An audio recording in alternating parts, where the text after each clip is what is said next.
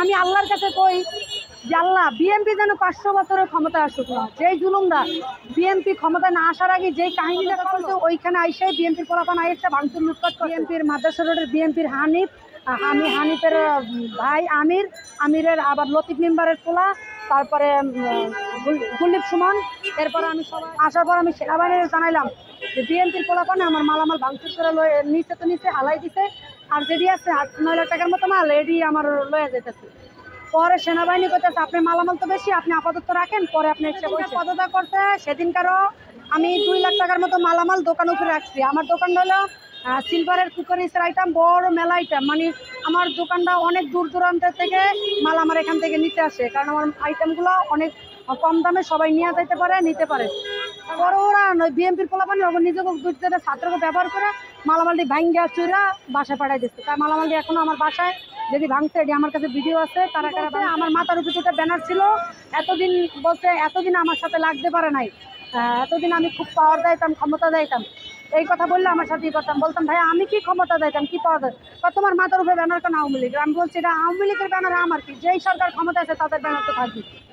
এই কথা বলছি, বলার পরে আমি আবার বাসায় চলে গেছি। পরের দিন 8 তারিখে আমার হাজবেন্ড আমার ভার্সিটি যাইছে, কথা বলতে পরে আমরা ঘুমিয়ে গেছি। ভ্যান ভৈরা মালামাল লয়ে যেতেছে। এক মহিলা কইতেছে কি তোমার মালামাল তো নেতা সবাই ডরে গেছে। পরে ওই ফুডে যারা আছে সবাইকে বলে দিছে এই মহিলার ব্যাপারে যদি তোমরা সাপোর্ট দাও বা যেই কোনো কিছু করো।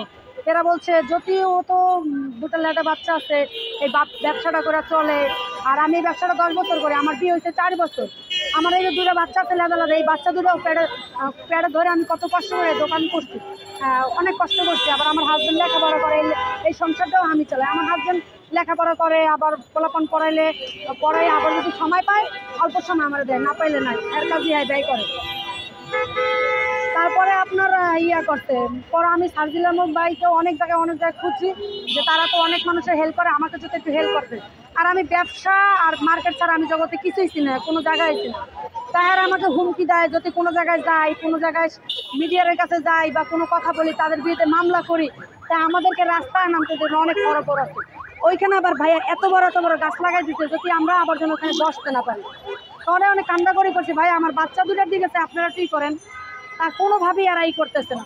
হ্যাঁ, এমনভাবে ওই পাশের এক দলের সাথে আমার সাথে গ্যাঞ্জামা ছিল, কারণ আমার জামাই পড়াশোনা ব্যস্ততা, তো বিভিন্ন জায়গায় যেত ট্রেনিংয়ে, চাকরির জন্য। ব্যবসাটা আমি চালাইতাম মূলত 10 বছর, আমার সাথে বিয়ে হয়েছে তাই 3.5 থেকে 4 বছর। ওই আমার ওদের পাশের গ্রুপে আমার মালামাল চুরি করতো, ওই করতো। তবুও 2টা মামলা দিয়েছিলাম, মামলা দেওয়ার পর ওই লোকে আবার বিএনপির লোকেরা আবার ওখানে একটা বয়স্ক একটা লোক আছে ফোন দিয়ে ঘর বাঁচা তাই হ্যাঁ আমার লাগার জন্য আমার বিরুদ্ধে একটা মামলা দিতে গেছিল থানায়। বলছে এই মেয়ে মাদক বেচে, গাঞ্জা বেচে। পরে অতি থারুকুল ছাড়া ছিল, বলছে সে এই মেয়ে এরকম না, এই মেয়ে হয়তো সত্য কথা বলে, মানুষের উপকার করে।